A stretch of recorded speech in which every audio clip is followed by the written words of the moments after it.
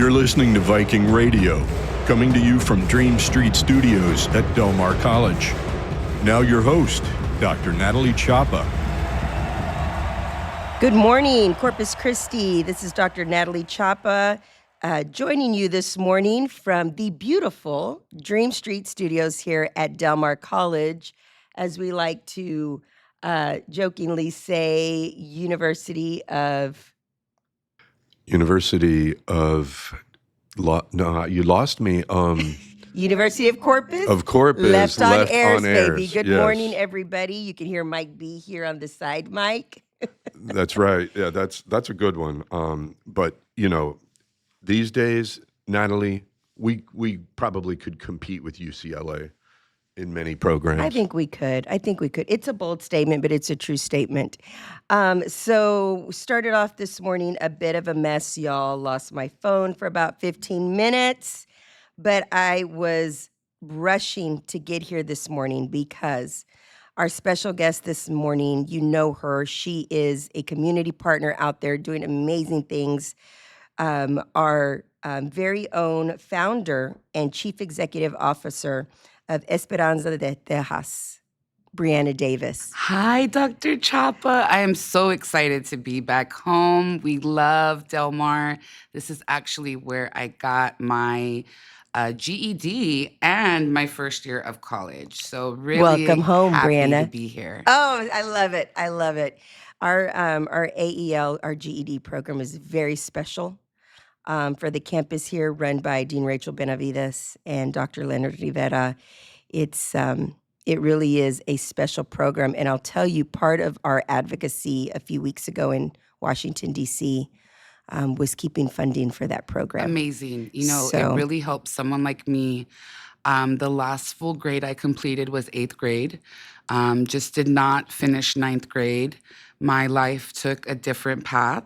And I was very blessed to, you know, take some classes here because I had to start all over. And Del Mar really gave me that confidence, you know, not having that high school education. Mm-hmm. I had to start off, you know, taking elementary algebra and all of that till I got to, you know, my core classes. But that all started here, and it really gave me the foundation that first year in college to be able to get into a university in Houston. And I really feel like that 1 year here really just gave me that confidence to go out and just conquer the world as I see it, you know? We love to hear that. You're the reason that we come into work every day. And so you spent a year here? Yes, I did. Okay. And then you said you went to Houston. Where did you go? University of Houston downtown. I went over there, finished my bachelor's. I got my bachelor's in social science. And then I got my master's from the University of Southern California in social work. Congratulations. Thank you. Those are quite accomplishments. Yes. Because you had to you took a pause. I did. And with education, man, I took a pause in between degrees, and it takes a while for your brain to kickstart again. No, for sure. You know, because you're not used to sitting, like being the student again, reading, writing, looking at assignments, reading directions, and so kudos. Yeah, I do a lot of public speaking, especially to youth. And one of the things that I always say is that education saved my life. It really just gave me a different trajectory and really just showed me the possibilities. You know, it's the educators here and at different institutions that really see something in students that most of the time that they don't see in themselves. And that really gave me the motivation to say, okay, I can do this. You know, it might be a struggle, but it's definitely possible. You're right. You know, it takes one person, because we talk about that a lot with our colleagues, and that you can have 20, 30 people who don't see much in you. Yeah. Who don't even look your way, right? Mm-hmm. But it takes one person. Literally. That person for me here at the college was Mark Escamilla. Oh my God, I love hearing Dr. Escamilla's story. I I was a part of Leadership Corpus Christi, class 53, and I know you guys know all of the the best classes It's the ever. best class ever. And hearing his story, and I was like, it resonated with me so much. Being a girl who also grew up around the Guare, here on the west side of town, and his story about family. And it's people like you, Dr. Escamilla, and everyone else here that really creates a family environment here at Del Mar. Once a Viking, always a Always a Viking. Viking. You That's come right. back. Viking proud. Yeah, and this is home. And I think often, to what Mike was saying, yes, you guys can compete with those programs. Del Mar, I've written a lot of checks here for our scholarship program. And Thank you. And I tell my kiddos when, we do a scholarship, we do a cohort with a youth that are seniors and juniors, and they go through our program. We just changed the name. It's called Lead con Esperanza. Oh, I love that. Okay. Yeah, and we teach them everything from financial literacy, how to apply for scholarships, and what colleges they want to go to, what professions. It's very intimate, the cohort, no more than 10 students, because we really want to have that one-on-one. That one-on-one, that personal connection. When they're talking about, oh, I want to go to, this university or that university, I'm like, that's fantastic. But also, what about Del Mar? You know what? Yes, I can stay at home and my mom is there and I can have some support. And I'm like, yes. So it's been a blessing for us to also see the amount of checks that we have written. I always love getting those thank you letters from you guys. Yeah. And I keep them all.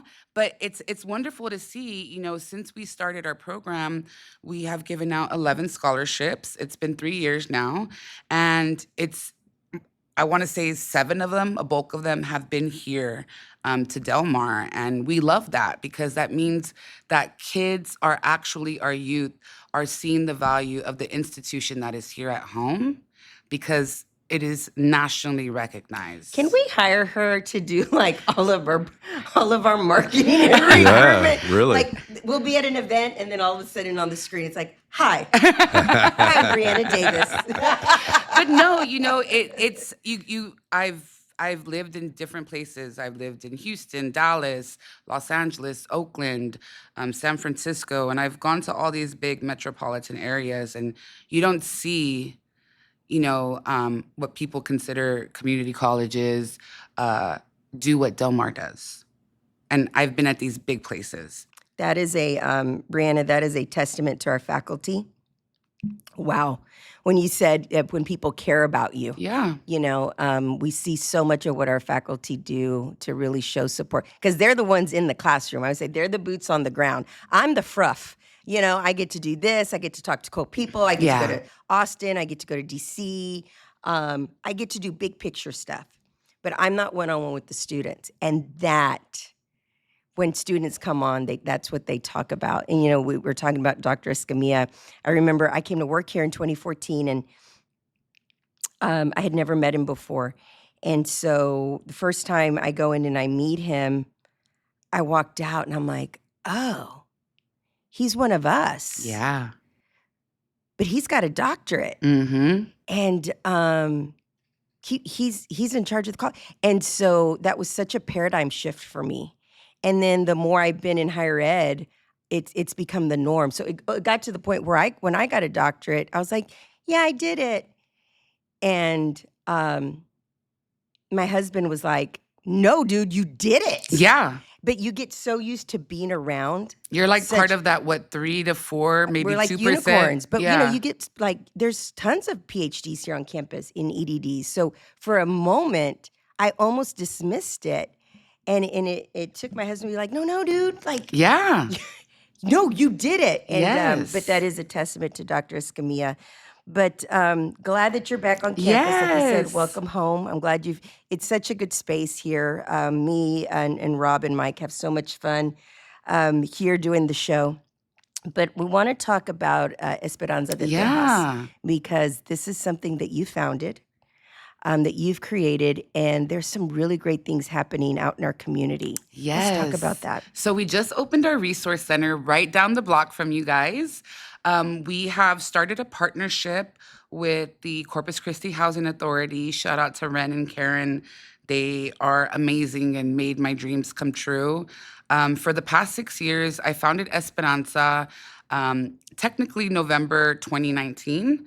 My background primarily has been in mental health and forensic mental health at that. I was helping people just, get reintegrated into society, those who had persistent and severe mental health disorders.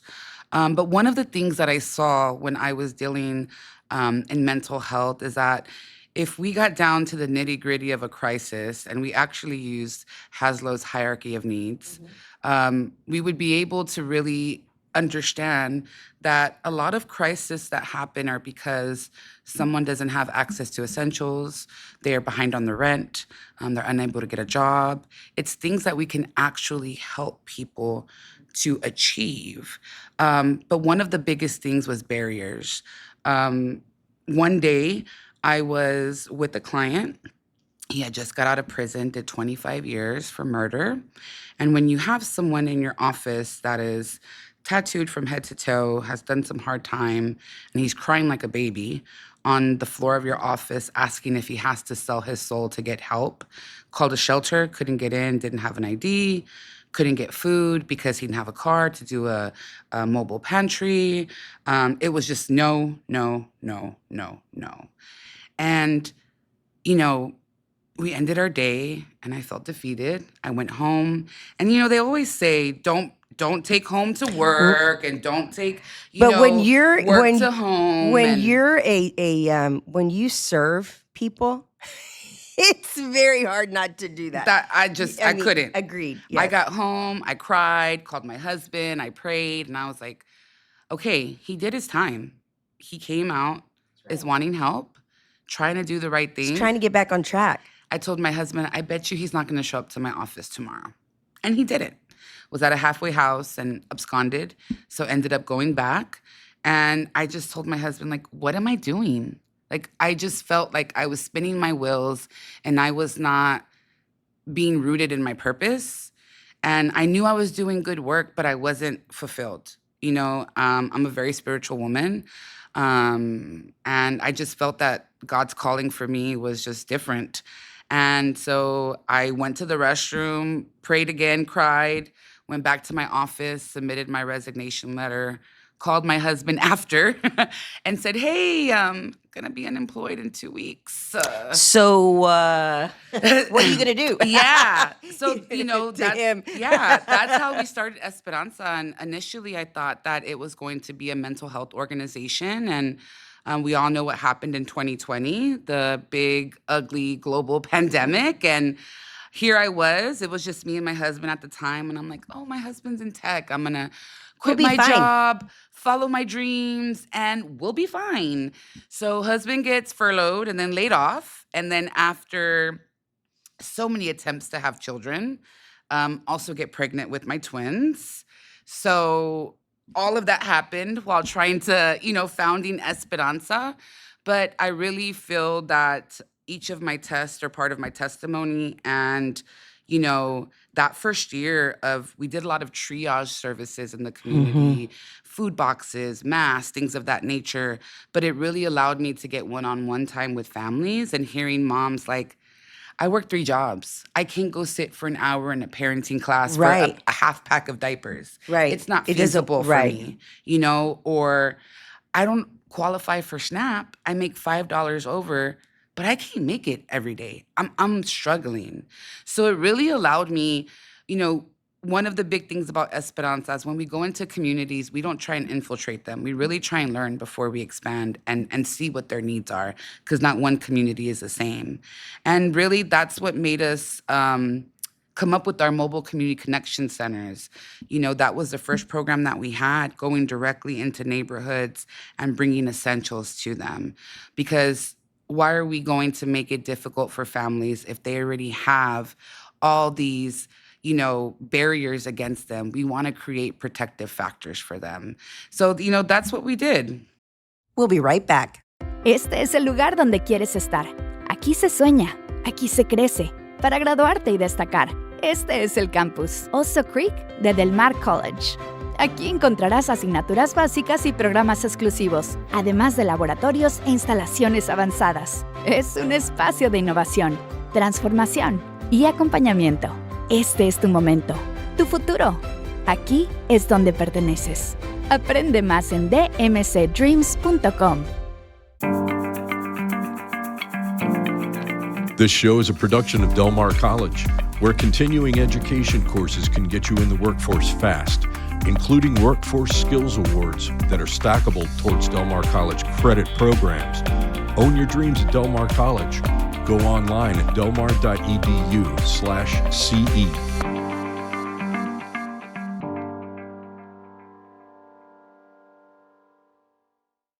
This is where it all starts, where dreams take off and what's next becomes clear. This is Heritage Campus at Del Mar College, home to core classes in arts, sciences, and business, with upgraded facilities and faculty who provide a quality education that transfers with you wherever you're headed.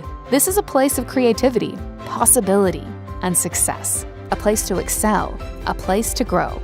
This is where you belong. Learn more at dmcdreams.com. This is Viking Radio. So for those of you joining us this morning, we're here with Brianna Davis with Esperanza de Tejas. She's not only the CEO, but she founded this nonprofit organization that is doing amazing things out in the community. Brianna, I want to continue this conversation that we're having, because when you get into service, into the line of service, whether it's counseling, social work, all of the above, there's always that conversation, and that you have to be very careful not to have that savior complex. Yes. And what you just said about, it's not like you come into this neighborhood and you're like, we're going to do this, this, and this. First, you come in and you assess and you listen first. And I think that is significant in this line of work. And I can imagine that our community members really appreciate that. Yeah, and I appreciate you saying that, because that's one of the things I often touch on is sometimes nonprofits can have a savior complex, or we want to tell our clientele what we think is the best for them. And again, understanding that not one family, not one community is the same. So what works for one might not work for the other, but we're not here to shove, this is what I'm telling you to do, down someone's throat. Again, we have to approach families with dignity, with care. We opened our resource center down the street on May 20th in the Corpus Christi Housing Authority here. And I was crunching numbers about 2-3 weeks ago. From May 20th to about 2 weeks ago, we already had served over 1,000 people. 290 of those families were unduplicated. We had already served 590 families. The need is here. It's not going anywhere. One of the things that stuck with me when you were talking about that savior complex is I tell my staff, I will do direct service. I'm not the kind of CEO that likes to sit at a desk all day. I want to get my hands dirty. I think the community is well aware of that at this point. Yeah, You're everywhere in such a good way. Thank you. You are seen. Yeah. Yes. So I will do whatever my staff does. If they're picking up trash, I'm picking up trash. If we're doing whatever, that's not a problem for me at all. We're a team. There's no one above anyone else. We all have intricate parts to make Esperanza work.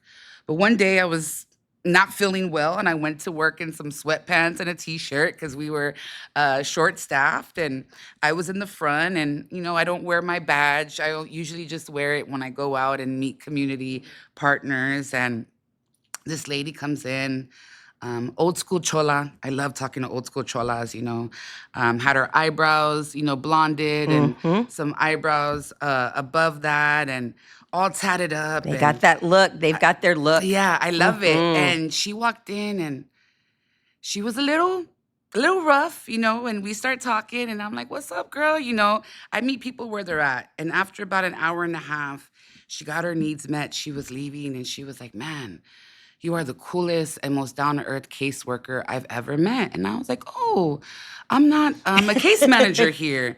She's like, you're not? And I said, no, ma'am, I'm the founder and chief executive officer. And her mind was just blown. She's like, you got a GED like me? And I'm like, yeah. You can do this too, you know? So it's really, like I said, just meeting people where they're at. Titles mean nothing. You know, what means something is the work that you do. Anyone can have a title, but are you actually going to do the work? So for me, that's really what we build Esperanza on. Our philosophy is amor y esperanza, love and hope. And we feel that that goes a long way. There's always an instance in your life, no matter who you are, that a sliver of hope is That's what right. has kept you going. And for us, if we can be that hope, that's why I named it Esperanza, Hope of Texas, is that's our dream, is to be that hope for all of the communities in Texas. 6 years ago, we were only serving Corpus and Houston at the time. Now we serve 29 counties across Texas. We do virtual case management, so anyone can go on our website every 3 weeks, make an appointment. We have someone bilingual, our forms are bilingual, that can reach out to them. And we try and make it as easy as possible for families to get their needs met. So let's go ahead and talk about that for our audience out there. So if you're a community member out there and you're like, man, I could really use some help, some support, or you know of somebody, how do they get a hold of Esperanza de Tejas? Esperanzadetejas.org. You click appointments and referrals. It's very simple appointment form. Again, you can click the upper right-hand tab and it will translate it to many different languages. Okay. And then we reach out. It's very simple. And what we do is a curbside order from H-E-B or Walmart so they can go and pick it up. Or if they have no transportation, we'll even do an Amazon order to get it directly to their home. This is so amazing. Where does the funding for Esperanza de Tejas come? Because it takes heart. It does. And y'all have lots of passion and heart and smarts. How do we finance this? So the first 3 years of Esperanza, I worked 2 jobs. Was funded by Brianna Davis. What's your husband's name? Derek. Brianna and Derek Davis. And Mama and Daddy. Shout out to your parents. My then. parents really, really What are support your my parents' efforts. names? Belinda and Jose. Belinda Jose. What are their last names? Perea. Perea. Belinda and Jose Perea. Kudos. Shout out to you, Snaps. Yeah. For getting Esperanza de Tejas off the ground You with know, Brianna and Derek. My third year, I made $19,000 for the whole year. My second year, I made, I think, 36. And this year, I make 54. People think like, oh, she's the CEO. She must make 6 figures. We spent $100,000 alone on diapers last year. That's where the money goes. Diapers, formula, food. Right now, I am part of an inaugural cohort of the Racial Justice and Equity Fund through the Early Childhood Funders Collaborative. We're the only organization in Texas that is being funded. It's a group of pooled funders, people like the Pritzker Children's Initiative, the Bezos Foundation, things of that nature. So it ends next year. So every year for the past 3 years, they give us $125,000. So that has really been a game changer for us.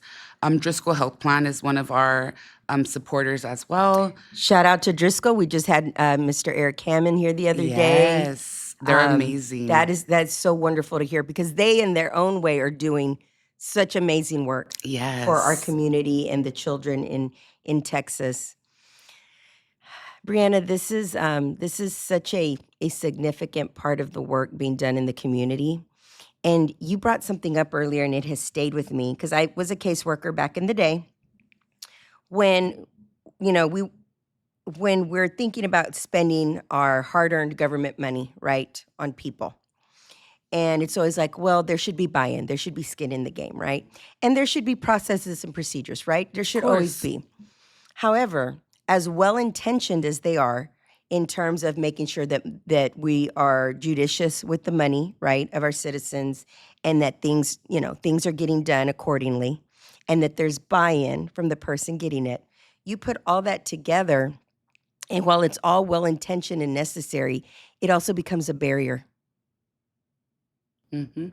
Like you just said, and I've seen it. When you have a mom who works 3 jobs, by the way, I work 3 jobs, woo-woo, you better believe I use H-E-B curbside. Yep. Same. Rob has seen me like in action at HEB. It's like every day. I Yeah. love my HEB people. Shout out to Alameda and McCall HEB. I'm always there in my moo girl. Always. Oh, I love going in my moo-moo, in my bata, as I like to say. That's my new thing. I'm in my batas all the time. But back to you, because I want to take up, as much, we're running out of time with you, and I feel like there's so much to talk about. Where does this need come from you? Let's dig a little deep with Brianna, because this is deep for you. Yeah. I mean, I grew up, my biological father, I grew up seeing him, beat the living crap out of my mom. And my mom used to be a teacher. I went to preschool when she was working at St. Teresa Catholic School, and my biological dad went to her classroom and, held her at knife point with her students. I was the one that found them and ran to the principal's office. They can call the cops. My mom, she worked super hard to ensure that whatever me and my siblings needed, when she married my dad, he started off as a garbage man, at the city of Corpus Christi, and worked his way up. But in those early years, I remember going to HEB and my mom and dad, like, do we write a hot check for formula? Oh, yeah. Like, what do we do? And, my siblings didn't have to do that, but standing in line with my mom, hoping to get, a turkey for Christmas or things of that nature, that's what stuck with me. I'm from this area. I went to Travis Elementary. This is my barrio. I love this area. I'm a West Side girl through and through. And, just seeing what me and my friends went through, a lot of us came up from the trenches together. You don't forget that. And, And you don't forget what it feels like you were talking about earlier, when you're in crisis, it changes your whole day. It changes your DNA. It changes your nervous system. Yep. I have been there with me and my mom racing to the other town to pay the light bill because she just had enough money that day to pay it. And there we go. And we barely had enough gas, but we made it. It changes you. Yes. The way your body is, all of that. And this, I can see, as hard as those things are, like what you're talking about, these are very hard things to discuss. Yeah. So first of all, thank you Of course. for being vulnerable with us and with our community to talk about where this comes from. But it also shapes who we are. So as hard as that was for you, right, as hard as everything that we all go through, you have turned it into this just unbelievable life of service for our people. How do people in the community volunteer, get involved with you? You can go on our website. We have a volunteer form, or just show up at our resource center. We always need help, whether it's sorting donations. We just had our walkthrough with the Coastal Bend Food Bank this week, so we'll definitely Woo-hoo! Shout out to Coastal Bend Food Bank. I know. Mackenzie Hansen. We're love super them. excited. Another superhero in our community. So we're going to be a distribution site. So we're going to be needing nice. volunteers, and we're right down the street from you guys. What is the address? It's 1435 Sioux Lane Place, Corpus Christi, Texas, 78415. We're right at the old Ochre House within the Corpus Christi Housing Authority. Brianna, thank you so much. Thank you for having me. I can't tell you what a blessing it was to start this day off with you. It truly is just a sign of hope and goodness in our community. Please keep doing what you're doing. Thank you. Shout out to you and your team. Thank you to all of your team members, your volunteers, all of your partners, your sponsors. Thank you all for continuing this amazing work in the Coastal Bend area. Corpus Christi, Texas, that is all the time we have today because I'm so frustrated because I could talk to Brianna Davis all day long. An angel with us this morning, Mike B. Thanks for sharing those powerful stories. Thank you so much. Adios.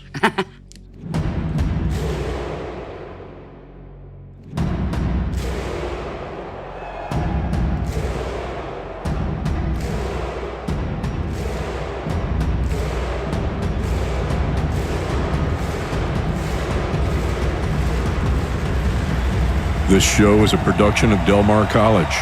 Follow us on Spotify at Viking Radio.